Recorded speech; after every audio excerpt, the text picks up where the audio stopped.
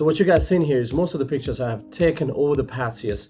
You know, I love taking pictures. I enjoy it so much. I'm a kind of guy, I take my camera anywhere I go. It's just me. I use my camera 100% of the time, all the time, to take all these pictures, regardless of having my iPhone. I've never think of using my iPhone to take all these pictures, but I wish I should try, because I have that 16 Pro Max now. I did an unboxing video, previous video, go check it out. But I think I should try more frequently using the iPhone to nail those pictures. As you guys know, I'm a travel lifestyle photographer. I have a dedicated channel on Instagram to share all my pictures, all my work. You guys can find me there, go check it out. But in this video, I'm going to show you guys all my camera setup, what cameras I'm using, what lenses I'm using to create all of these beautiful pictures. Yeah. Alright, so let's talk about the cameras. My main camera is Sony a7 IV. Such a versatile camera, I'm loving it. Comes with 33 megapixel sensors, does record 4K 60 with 1.5 crop. I really don't care about the crop, but for run and gun shooting, pictures, if you wanted to nail your pictures and videos at the same time with just a one camera body, this is something I can recommend, the Sony a7 IV. It can be a little pricey, but it's worth your money. Pretty much all my 98% of my work is done on this camera.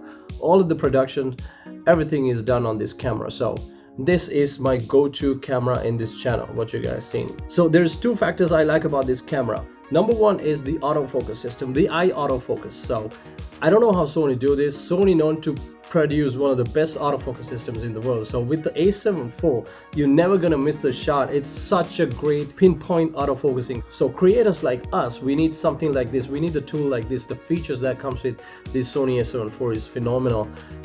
Being able to having that reliability on a Sony camera is absolutely top notch. Because I don't like to have a hassle when I'm recording myself or when I'm recording anything. I just wanted to get the job done on my first shot. So because I have so much things to do, I don't want to rely on every single thing, you know, keep going and making mistakes. I don't want to do that. I want to get it done right away. So if you're in the market to get something, a camera like this, I would highly recommend the Sony a7 IV. For example, if you guys can see me, I'm going to block my face right now. It's focusing on my hand and then back onto my face. I'm going to block it back onto my face. How good the autofocus is. You can just see the example of that. So yeah. Number two is that fully articulated screen come with the camera. So that's such a handy tool to have, especially for content creators like us. You need something like this to see yourself. So being able to having this option with you, like right now I'm looking at my LCD screen, so you can see yourself when you're talking. If you are vlogging or you're doing talking head videos like me, you can see yourself to make sure that you're in focus and you're in frame. So that's such an important thing for YouTubers, content creators. I can recommend Sony a7 IV, top notch, absolutely. Now the other camera I have is the Sony a7 II. a7 II was my first camera before I upgraded to the a7 IV. This camera is, you know, if you are a beginner photographer, if you're new to this game, this is an entry-level camera in Sony full frame lineup. So I would recommend somebody is looking to start photography, go with the Sony a7 II just to learn the mechanism, and until you get a hold of it, this is a really good camera, and it's not that pricey as much as the other Sony cameras. But honestly, I don't use this camera at all. Like if I depend on situations, like if I had to force it myself to use this camera for some time. So I really don't use anything for, I don't take pictures and videos on this camera. So like I said, my main camera is the a7 IV. If you're looking for filming and photography both, like an all-in-one package, this won't help you. But yeah, it's a really good starting point for photographers to use that, get into that full frame lineup. But I don't know, I might sell this camera, and then maybe I'm thinking of a compact size camera, just a smaller camera, like it's easy for me to vlog. Maybe an a7C II in future. So those are my main cameras in this channel, in this production. So talking about lenses, guys, I have two major lenses I'm using on my production, everyday shooting. Number one gotta be the 24-70 Sigma lens, which is the most used lens in my production, my photography, my videography, all that YouTube channel, everything is pretty much heavily on this lens. So I had to tell you guys this, I'm not brand loyal. I just go with whoever gives me the best features and the specifications on on these equipments, I go with that. So Sigma is doing great for me. It's an affordable lens. I love it. Have no complaints on that. So 24-70 lens is kind of like a lens that gives you a wide range and a telephoto failing. It just gives you like a flat images. If you want to isolate a subject and tell the story about it, there you go. So this is something you can pick, and also you can go back to 24, the widest range, all in one. So you don't have to change the lenses all the time. You know, it's a hassle. So I like to keep it that way. The next lens is the 14-24 f2.8 Sigma, another Sigma.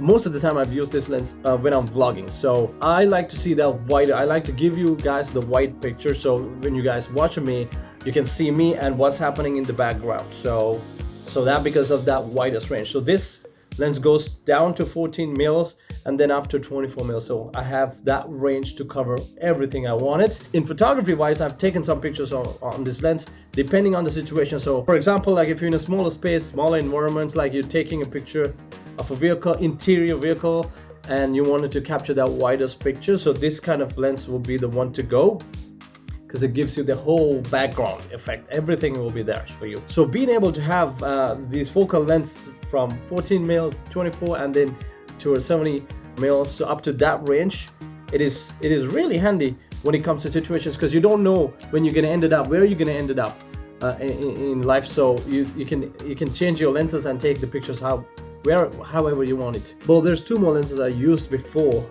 the 50 mil and the 85 mils. Sony 1.8 aperture. So I had those lenses back in the day. I've used them a lot when I was doing freelancing and when I started my photography career as a beginner, because they were really affordable at the time, and then I had to have a lens to learn the mechanism and all. But so I got these lenses. It's really good. I learned, yeah, it's still good lenses. But I don't use them. It's been sitting on my shelf because I have the other two lenses. I'm using it. It's good to have these sort of lenses. They are prime lenses, which means that built just for the fixed focal length. You cannot zoom in and zoom out on these lenses. These type of lenses were ideal for portrait photography. I've done so much of freelancing work over the years, but yeah, I've enjoyed shooting them. I guess now they're retired. Let me show you my bag. A recent purchase I did to carry some of my gear, because I don't want to carry that heavy backpack all the time. This has been my favorite bag now, because I use this bag frequently. So this is a shoulder bag. I can easily fit two lenses and a full frame camera. There is front compartment and a back compartment, so which is really handy. I can easily put my camera and a lens, and another lens goes in. It's really easy. Yeah, there's a handle here if you want to carry like this, but if you want to put this on your shoulder, you can do that. You can keep this front, you can keep this back. I usually have my camera gear, I just put my arm around always when I'm walking. I just want it to be safe. I want to make sure this bag is coming with me, because I don't want to get robbed or getting into any trouble, because you're carrying an expensive gear. So I always have this on my kind of like side. Yeah, this is very handy. It's very easy to take, or it's not that heavy. You're not carrying huge amount of gear. I do carry my backpack if I had to take my MacBook, but if I'm not taking my MacBook, this is the one I'm always taking. Yeah, you can put some accessories, your batteries, chargers, whatever you have. Yeah, you still have tons of space in this bag. That's all the camera gear I have. You guys know what camera I'm using. So photography and videos, I use one camera, the Sony a7 IV. If I'm upgrading to another camera, or if I'm adding another camera, I will definitely let you guys, I will share with you guys. But for now, yeah, that's all. Hope you guys enjoyed the video.